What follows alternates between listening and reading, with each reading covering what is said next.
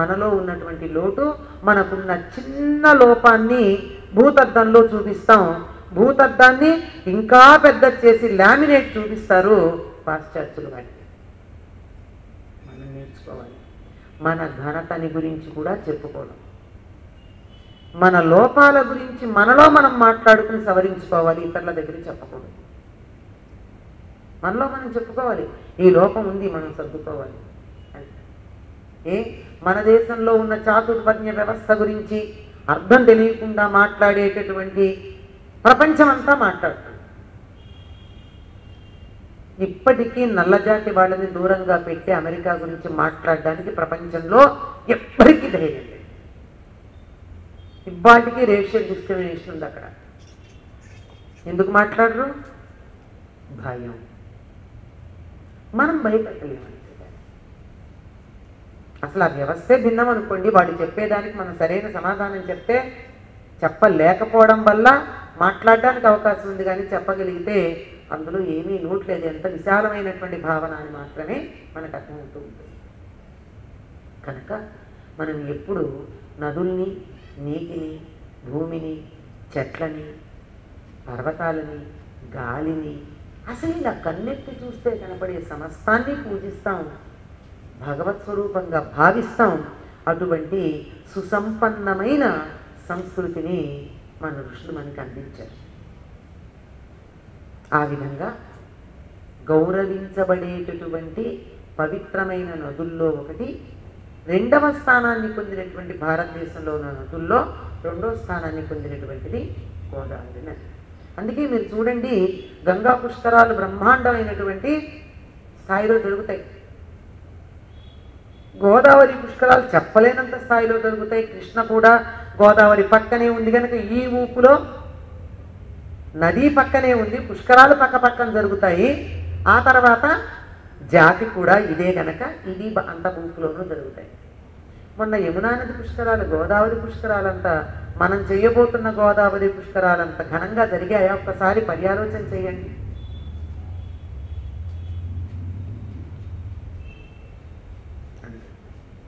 జరుగుతాయి, ఈ స్థాయి లేదు. ఎందుకంటే గోదావరి చాలా పెద్ద నది. ఎంత పెద్ద నది అంటే 1465 కిలోమీటర్లు, అంటే 910 మైళ్ళు ప్రవహించింది. ఈ ప్రవాహంలో 4 రాష్ట్రాలని, ఒకప్పుడు 3, ప్రస్తుతం 4, భగవంతుడి దయ వల్ల అక్కడికి ఆగితే మంచిది.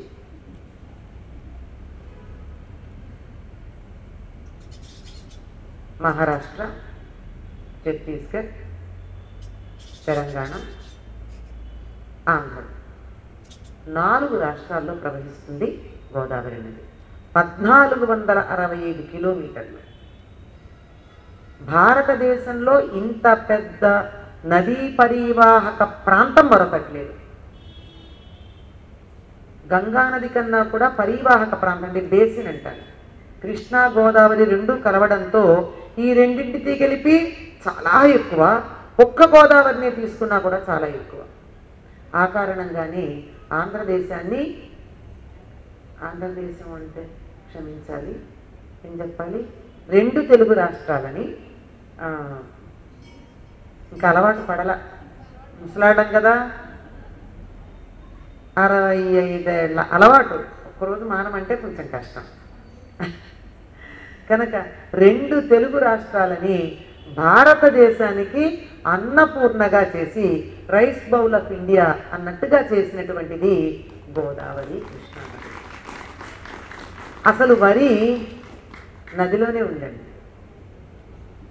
భూమి మీదకి రావడం ఏమంత కష్టం. గోదావరి నది పేరు గోదావరి కదా.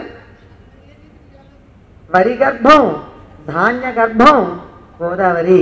అందువల్ల మనకి పంటలు అఖండంగా పండుతాయి. దాన్ని పాడు చేసే ప్రయత్నాలు జరుగుతున్నాయి అనుకోండి, భగవంతుడు కటాక్షం ఎట్లా ఉందో, అనుగ్రహం ఎట్లా ఉందో మనకి తెలియదు. పంట పొలాలని భవన సముదాయాలుగా మారిస్తే రైస్ బౌల్ ఆఫ్ ఇండియా అవుతుందా ఆలోచించాలి. ఏమో భగవంతుడి అనుగ్రహం వల్ల ఎవరి మనస్సుల్లో ఎటువంటి సత్సంకల్పం కల్పించి ఈ దేశాన్ని అనుగ్రహిస్తాడో ప్రార్థన చేద్దాం. అంతే, దేశానికి మేలేమిటో చేయమందాం. ఎందుకంటే మనమెంత నిర్ణయం చేయడానికి. మనం మంచి అనుకున్నది కాకపోవచ్చు, కాదనుకున్నది మంచి అవ్వచ్చు. అందువల్ల నమస్కరించి ఈ మన ప్రాంతాలన్నీ, తెలుగు మాట్లాడే ప్రాంతాలన్నీ సుభిక్షంగా సుసంపన్నంగా ఉండేటటువంటి మంచి సంకల్పాలు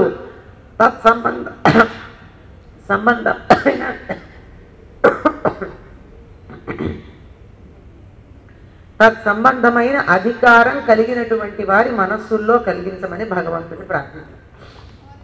అంతకన్నా మనం చేయగలిగింది మరీ ఉంటుందండి. ఈ గోదావరి పరివాహక ప్రాంతంలో మంచి పంటలు పండేటట్టుగా చేసేటటువంటి ఈ గోదావరి పుట్టుక కూడా చాలా విశిష్టంగా ఉంది. దీనికి రెండు కారణాలు చెప్తూ ఉంటారు. పుష్కరుడికి సంబంధించింది చెప్పినట్టే దీనికి సంబంధించింది కూడా. ఒకటి ఏమిటి అంటే, మనం ఈనాడు త్రయంబకేశ్వరం, నాసికా త్రయంబకం అని చెప్తున్నటువంటి ప్రాంతం ఏదైతే ఉందో ఆ ప్రాంతాన్ని బ్రహ్మగిరి అనబడేటటువంటి ఆ పర్వతం మీద ఆ చుట్టుపక్కల బ్రహ్మగిరుడనే అంటారు. అది అక్కడ గౌతమ మహర్షి ఆశ్రమ నిర్మాణం చేసుకుని చక్కగా సత్సంకల్పంతో చక్కగా ఆశ్రమ నిర్మాణం చేసుకుని చక్కగా జీవితం గడుపుతున్నాడు. ఆయనకేమిటి అసలు భారతీయులందరికీ, అందులో ముఖ్యంగా ఋషులందరికీ ఉన్నటువంటి అలవాటు తమ ఆశ్రమానికి వచ్చినటువంటి వారందరికీ కూడా చక్కగా కడుపు నిండా ఆహారం పెట్టడం, అతిథి మర్యాదలు చేయడం. అదే కదండి మనకి రామాయణంలో రామాయణ సంస్కృతి. ఇందాక మైనాకుడు గురించి చెప్పుకున్నాం. మరొకటి భరద్వాజుడు భరతుడికి ఇచ్చినటువంటి విందు. ఎవరైనా చాలా ఎక్కువ పదార్థాలతో కమ్మని విందు మంచి ఆదరణతో ఇచ్చినట్టయితే, పదార్థాలు ఒకటి ఉంటే సరిపోదండి, పదార్థాలని ఎంత ఆదరణగా పెట్టారన్నది కూడా ప్రధానం. అటువంటి విందు కనుక చేసినట్టయితే భరద్వాజుడి విందు అనేటటువంటి మాట మనం వింటున్నాం. అతిథులు ఎవరైనా వస్తే మర్యాద చేయాలి. అలా చేస్తూ ఉండేటటువంటి రోజుల్లో ఒక పెద్ద కాటకం వచ్చింది. కాటకం అంటే వర్షాలు పడక పంటలు లేనటువంటి పరిస్థితి. ఇది రావడానికి కూడా ఒక కారణం ఉంది అంటారు. ఏమంటే గౌతమ మహర్షి యొక్క ఘనత అహల్య కారణంగా ఉందని, వారిద్దరిని చూసినటువంటి వారు పార్వతీదేవికి ఎందుకో అహల్య గౌతములకి ఇంతటి గొప్పతనం రావడానికి కారణం ఏమిటి, ఎందుకు రావాలి, వాళ్ళ సంగతి ఏదో తేల్చమని చెప్పి కొడుకుల్ని పిలిచిందని, వాళ్ళిద్దరూ మనం చేస్తున్నటువంటి పని అలా పరీక్షించి ఆయన్ని బాధ పెట్టడం సరైంది కాదు. కానీ సరే, జగన్మాత కోరిందంటే వెనకాలేదో పరమార్థం ఉండే ఉంటుంది, లోకానికి మేలు జరిగే విషయం ఏదో ఉండే ఉంటుంది అని తల్లి ఆజ్ఞ కదా చేద్దామని వారు అనుకున్నారని. అంతేకాకుండా పరమేశ్వరుడికి కూడా ఈ ప్రాంతాన్నంతా బాగు చేయాలనే కోరిక కలిగిందని, ఆ కారణంగా అక్కడ వర్షాలు లేక కాటకం వచ్చిందని చెప్తారు. నిజానికి రాముడు దక్షిణాపథానికి అరణ్యవాసం అనే నెపంతో రావడానికన్నా ముందు దక్షిణాపథంలో జనజీవనం లేదు. ఇదంతా కూడా అరజ అనేటటువంటి శుక్రాచార్యుని యొక్క కుమార్తె ఉంది. ఆవిడ్ని దండు అనేటటువంటి వాడు గురువు గారి యొక్క ఆశ్రమానికి వచ్చి, గురువు గారు లేని సందర్భంలో గురుపుత్రికను చూసి ఆవిడ్ని చూసి వ్యామోహపడి తన కోరిక తీర్చమని అడిగాడు. మా నాన్నగారిని అడుగు అంది ఆవిడ. మా నాన్నగారు వచ్చేదాకా ఆగు అంది. ఆ మాటలోనే ఆవిడకున్న ఇష్టం బయటపడింది. ఇష్టం లేకపోతే నువ్వెవడివి, నువ్వంటే నాకు ఇష్టం లేదు అని చెప్పాలి. రాజు గనక కొంచెం ఇష్టపడినట్టుంది.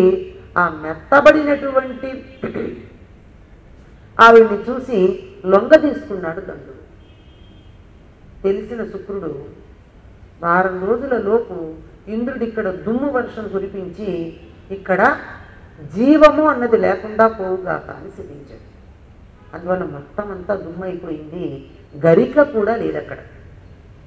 ఒక్క అరజ మాత్రం అక్కడ తపస్సు చేసుకుంటూ ఉంది. ఆ కాస్త మేర మాత్రమే కాస్త నీరు, చెట్లు ఉన్నాయి. అటువంటి దానికి కొద్ది కొద్దిగా కొన్ని వేల లక్షల సంవత్సరాలు జరిగిన తర్వాత కాస్త పచ్చిక మరవడం, మొక్కలు రావడం, రాక్షసులు సంచారం చేయడం జరిగింది. కానీ మానవ జాతి మాత్రం లేదు. ఆ మానవ జాతికి యోగ్యమైనటువంటి స్థలంగా ఈ దండకారణ్య ప్రాంతాన్నంతా చెయ్యాలి అనేటటువంటి ఒక దైవ కార్య నిర్వహణ కోసం రాముడు అరణ్యవాసానికి దండకారణ్య ప్రాంతానికే వచ్చాడు. అలా రావడానికన్నా ముందు ఇక్కడ జనజీవనం ఉండాలంటే మొత్తమంతా దుమ్ముంటే నీరుండాలి కదా. నీరుంటే కదా దుమ్ములోంచి ఓ మొక్క రావడం జరుగుతుంది, చెట్లు పెరగడం జరుగుతుంది. కనుక గోదావరి ఆవిర్భవించవలసిన అవసరం వచ్చింది, ఒక నది ఆవిర్భవించవలసిన అవసరం వచ్చింది. ఇది పరమేశ్వర సంకల్పం. ఆ సంకల్పాన్ని అమలు పెట్టేటటువంటి పార్వతీదేవి యొక్క ఆలోచన. పొరపాటేమో అనుకున్నా తల్లి ఆలోచన గనక అమలు జరపాలని కుమారస్వామి, గణపతి అక్కడికి రావటం.